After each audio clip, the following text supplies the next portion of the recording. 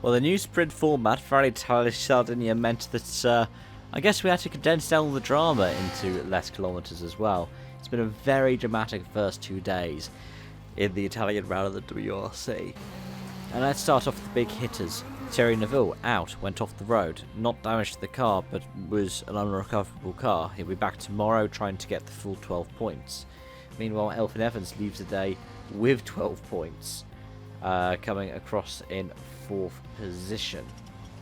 That's good stuff for him and good stuff for building up the title bid.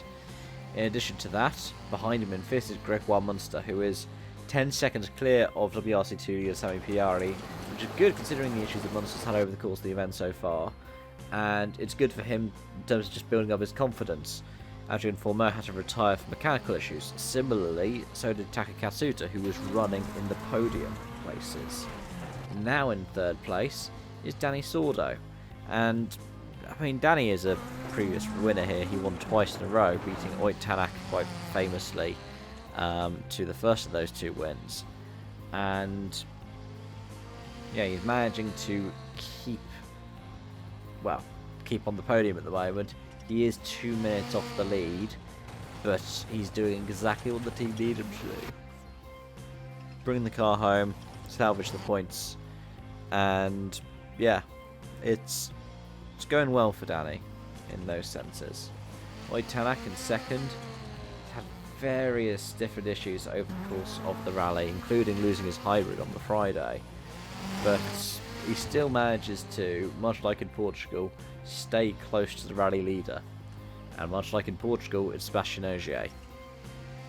He's going to go for, I think it'll be his 5th win in Sardinia, his first win in Sardinia for 8 years, which is just frankly bizarre to think. He didn't win at all in the 1.6 litre World Rally Car era in Sardinia. But here he is in Sardinia in the hybrid era, and he might be about to take his first win in Sardinia for nearly a decade. That will put him ahead of Loeb in the record books for most wins in Italian rallies, or in Sardinia in the WRC. I'm going to quickly touch on the other categories. WRC2, the hard charge has been Johan Roussel, who started today after the first 4 stages, down in 15th place. He got a clean sweep, won every single stage today, and is a minute off the lead in 2nd place in the category, and, well, as I said earlier, 7th place overall. Ahead of him is Sami Piari, who had all kinds of different issues in Portugal, which meant that he wasn't going to be particularly competitive, but that could be a 2nd win in a row for the GR Yaris. The other GR Yaris that did win last time out, of Jan Solund, had issues today that have pushed him back further down the order, and ended up costing him what was 2nd place to Roussel. However, he's over a minute clear of 4th place, which is Kajtan Kajtanovic, who might be challenged by Martin Prokop and Robert Vivej over the next few stages, over these final 4 stages.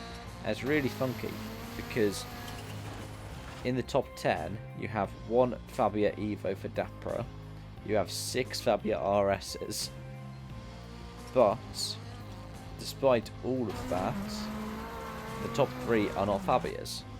We've got a C3 and 2 GR Yaris's. Shows something about how good and how competitive this category is. In WRC3, it's the same kind of standings that we see for the junior WRC.